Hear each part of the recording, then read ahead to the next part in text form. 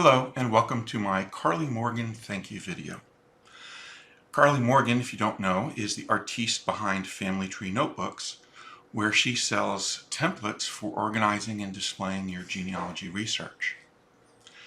At the end of this video, I'm going to show you how I solved my problem in finding just the right cover for my Family Tree notebook. So I hadn't jumped on any bandwagons recently and decided to poke around on Etsy to see if maybe there weren't some sort of shop that I could sell. Hey honey! And as I was poking around, I found the Family Tree notebook shop. I scrolled through the various offerings and found her 200 template package, which I thought was very reasonably priced. Recently, the Lavenger Hole Punch went on sale, so I bought it, as well as a few discs and the recommended 32-pound paper, although I'm pretty sure I was cheated. I had been working on a Family Tree notebook where I could put all the information about my mother, who had died late last year, and last night I was able to organize the notebook and I realized that I needed a cover. Now the community was very good at making cover recommendations, but I was having trouble finding one that I liked. So I hopped down to my local Office Depot. So I went down to my local Office Depot and found these vinyl notebook report covers. They have pockets and come in a variety of colors. Most important for me, the covers exceeded 8.5 inches, which was real important because I wanted some overlap on my cover. And as a bonus, they came with the corners already rounded, at least on that side. Now, I was never a scrapbooker, so I tried to use the tools I had at hand.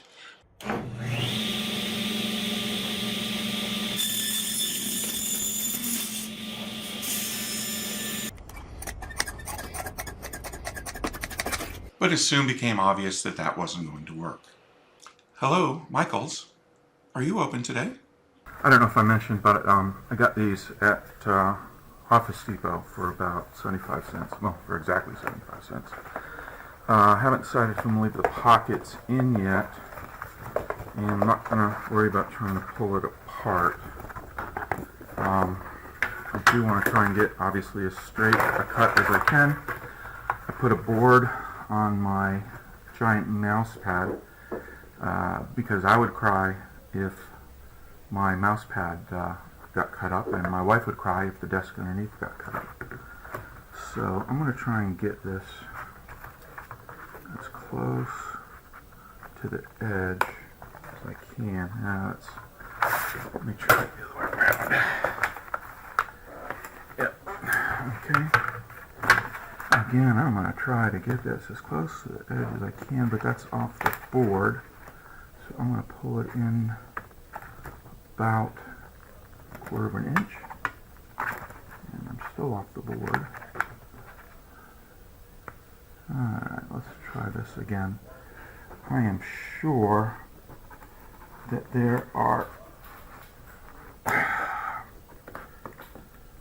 some scrapbookers out there who are laughing or crying at how I'm doing this. But, you know, you work with what you got. Alright, so I got one. What I'm going to do is I'm going to cut the other one and then try and trim them up to the same size.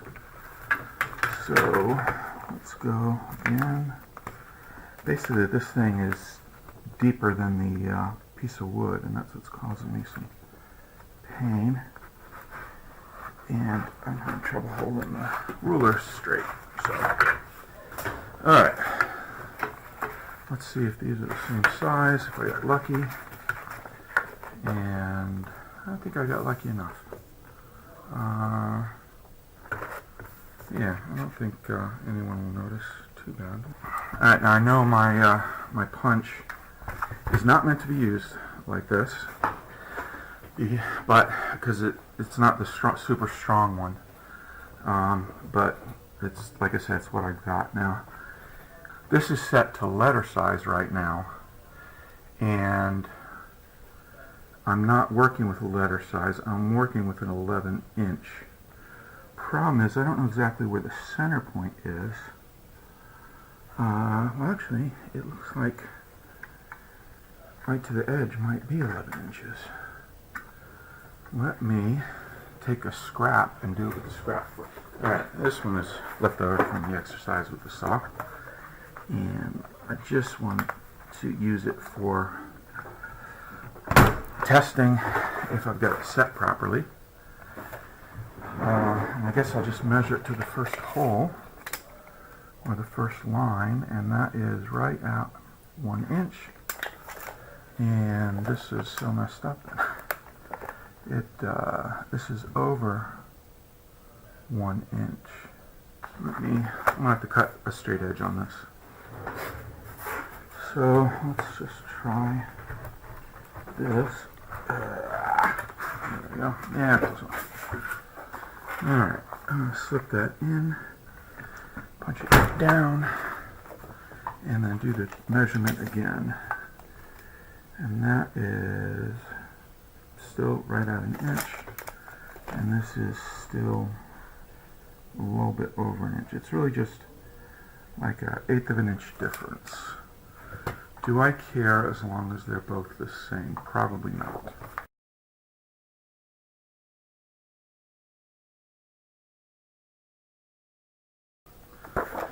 Alright, and now for the test. A mistake here. I didn't mean to do the purple one for the orange.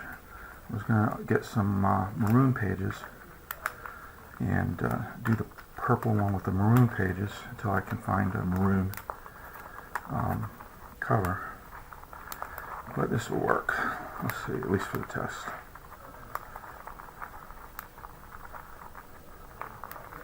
Alright, so there's the cover.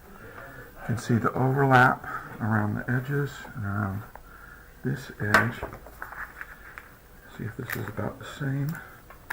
I didn't necessarily want pockets, but it came with pockets, and it not a big deal to me one way or the other. But alright, so there's my cover.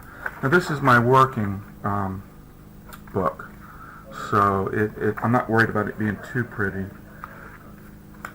but I did want it to be a little sturdier, and now it is. So that's how I addressed my issue with creating a cover for my current book.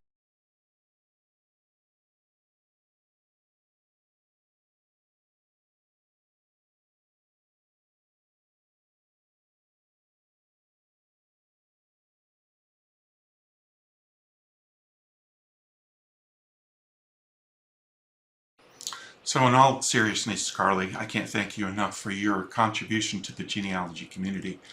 I really was struggling with how I wanted to pull together all this information that I had been collecting, and once I saw your notebook pages, everything kind of fell into place, and I know what my target is for my genealogy research now. So I wish you the best of luck. I'll continue to watch your live streams and your YouTube videos, and I wish you the greatest success.